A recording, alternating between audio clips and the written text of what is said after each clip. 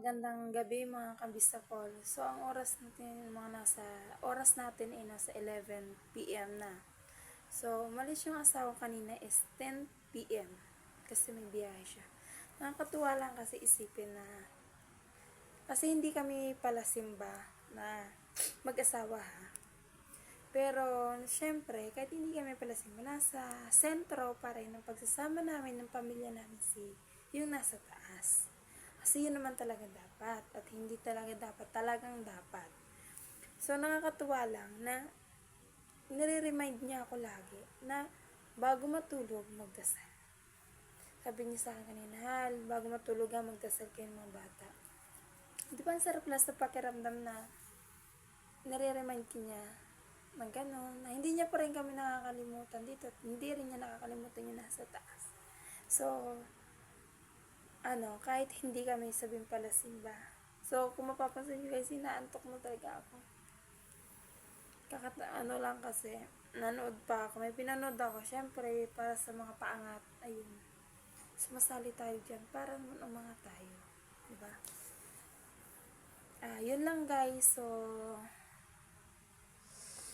ito lagi ang tatandaan. Kahit hindi kayo nagsisimba, lagi nyong isipin si God. Lagi nyong isentro si God sa lahat-lahat. Kahit wala kang problema, blessing yan, problema yan, si God pa rin. Kasi kami, ganun eh. I mean, sa daming pinagdaanan, may blessing at wala. Pero nagtithank you kami. At nagtithank you rin ako kay Lord na ang binigay niya sa akin lalaki itong asawa ko.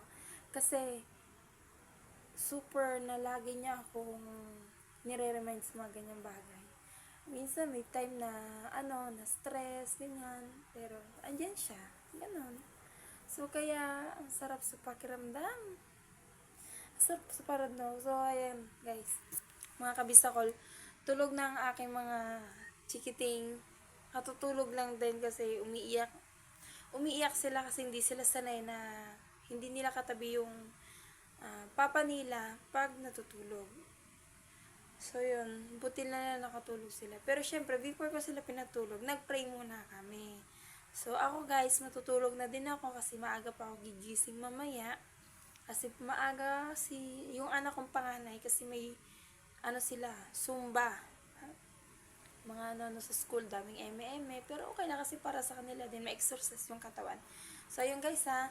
Thank you po. Kaya lagi po ninyo tatandaan, lagi nating isentro sa buhay natin si Papa Jesus o si God. Kasi masarap po sa pakiramdam. Yun po yun. Masarap po talaga sa pakiramdam. Na kahit anong pagsubok, nakakaya.